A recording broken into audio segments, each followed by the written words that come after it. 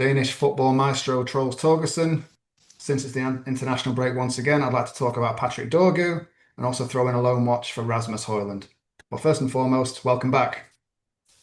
Well, it's good to see you again. It's a good thing we're building here. So yeah, let's keep it rolling. Seems to bring Denmark luck as well. I was going to say, you just keep winning, keep making light work of all the fixtures, don't you? 6-0 against Belarus, 3-1 against Greece. It's easy. Yeah, Will, not not will, not too will not be not it too, come? not too shabby. Definitely not too shabby. Yeah, we couldn't have asked for more. I think, even if, of course, there's always things you want to do better. I think every coach will tell you that. But yeah, I think the attitude is positive in Denmark. Today, there's a key fixture against Scotland away next month. That's going to be the big one. That's going to be tense. A direct ticket to the World Cup. Doesn't it looks good. Denmark is the favorite, so I don't think anyone is really asking for anything more right now. Brilliant. And of course, Patrick Dorgu was involved. He had 90 minutes against Belarus and a goal, and then 15 minutes against Greece. How did he do across the two games? Well, I think this was a really, I say this was a really couple of Patrick Dorgu games as we see him in Denmark, because he did really well coming forward against Belarus in the first fixture. Um, Against the Belarus team, it was a surprise to me that they were so poor. They were really, really, really bad. I hadn't expected that. So I mean, Dorgo, he just made an easy meal of them. He just kept attacking, kept pushing through his physicality, his quickness. It was too much for Belarus to handle, and I think actually he and Rasmus Højlund, they combined quite well for a few of the opening goals for Denmark. Dorgu played scoring, playing a huge role. Second game.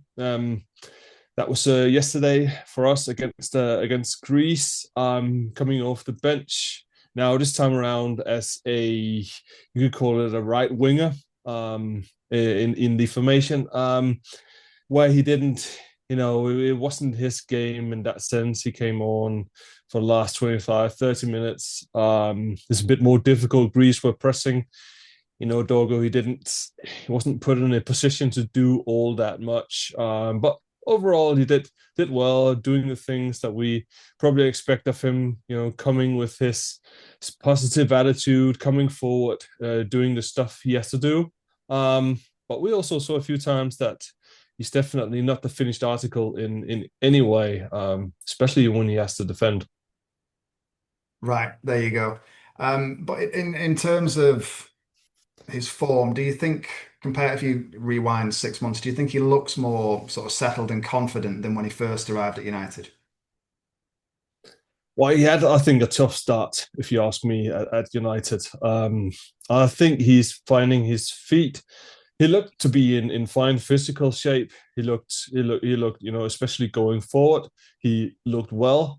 But I have to say, it was quite interesting to see in the first game when he played Belarus.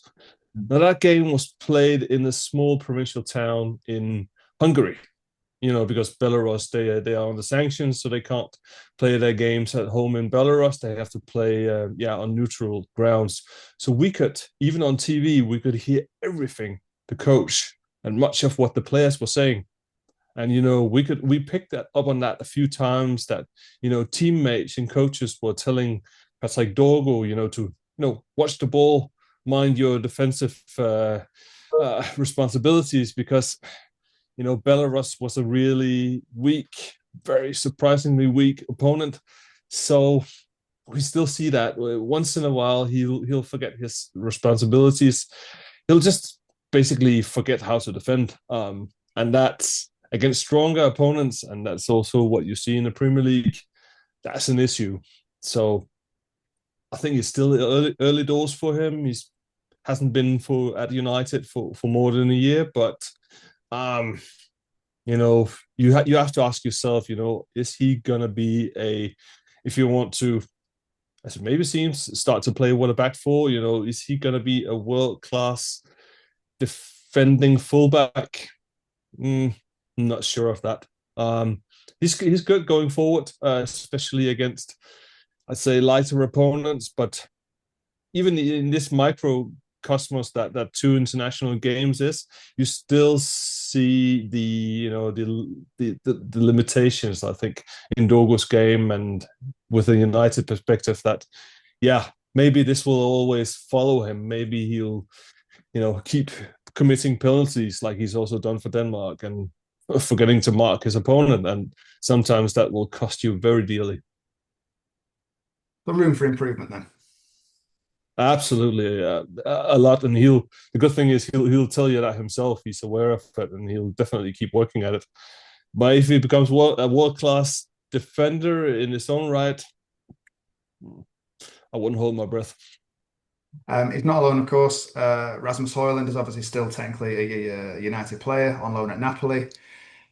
Now he's Yeah, absolutely flying, isn't he? He's putting up some numbers now. I've got here 9 goal involvements in 10 games for club and country.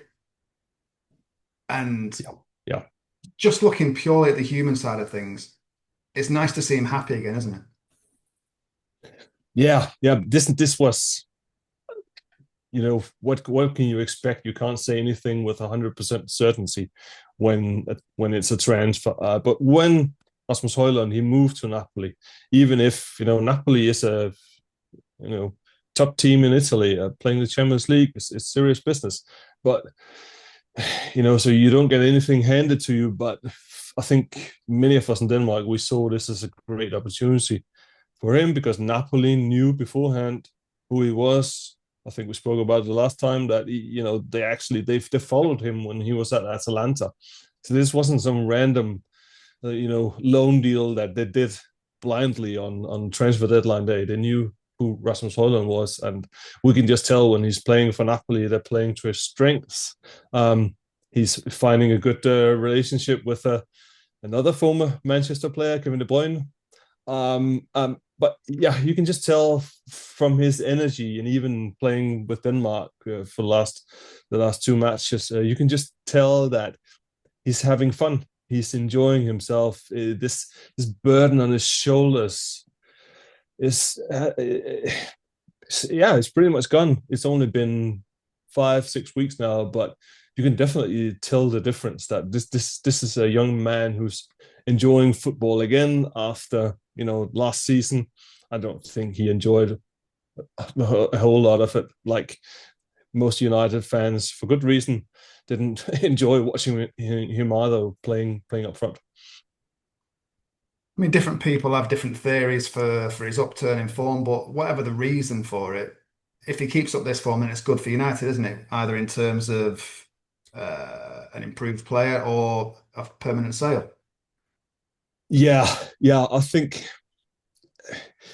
what we're seeing him. I don't think the Napoli team in itself it's really good, but I'm not sure if you could quantify or measure individual quality. I'm not sure it's all that much better than Manchester United.